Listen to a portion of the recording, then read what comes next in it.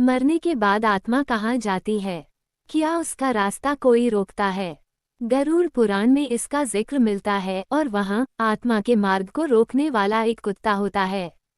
गरुड़ पुराण कहता है कि जब कोई प्राणी मरता है, उसकी आत्मा यमलोक की ओर जाती है। लेकिन रास्ते में उसे अनेक परीक्षाओं और अनुभवों से गुजरना पड़ता है। रास्ते में एक बड़ा काला कुत्ता आत्मा का मार्ग रोकता है। यह कोई साधारण कुत्ता नहीं है, ये धर्म और पाप पुण्य की परीक्षा लेने वाला प्रतीक है। अगर आत्मा ने जीवन में दुष्कर्म किए हैं, तो यही कुत्ता उसे आगे नहीं बढ़ने देता। यही कारण है कि हिंदू धर्म में कहा गया है, कुत्तों को रोटी या दूध खिलाना पुण्य का कार्य है।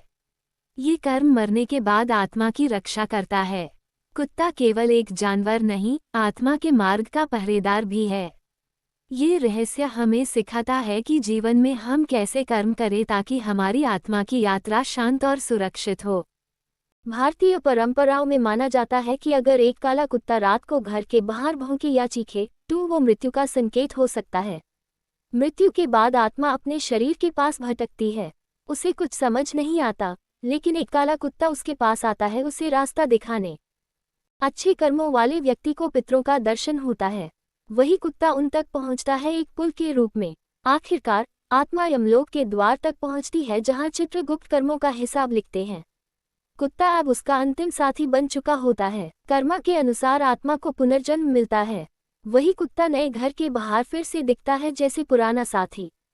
आज भी कई गुरु और साधु इस रहस्य को समझते हैं। ये केवल कहानी नहीं, भक्ति, श्रद्धा और शुद्धि का एक आईना है। यदि आपने कभी किसी कुत्ते को बिना वजह रात में भौंकते देखा हो, तो याद रखिए शायद वो किसी आत्मा का साथी हो। अगर ये वीडियो तुम तक पहुंचा है, तो समझ लो भोलेनाथ ने तुम्हें चुन लिया है। अब ये तस्वीर देखो और दिल से बोलो जय भोलेनाथ। जिन्होंने जय भोलेनाथ लिखा, उनके जीवन से हर बुरा वक्त दूर हो गया। अब आपकी बारी है। और हाँ, फॉलो सब्सक्राइब नहीं किया तो भोलेनाथ खफा हो जाएंगे, सोच लेना।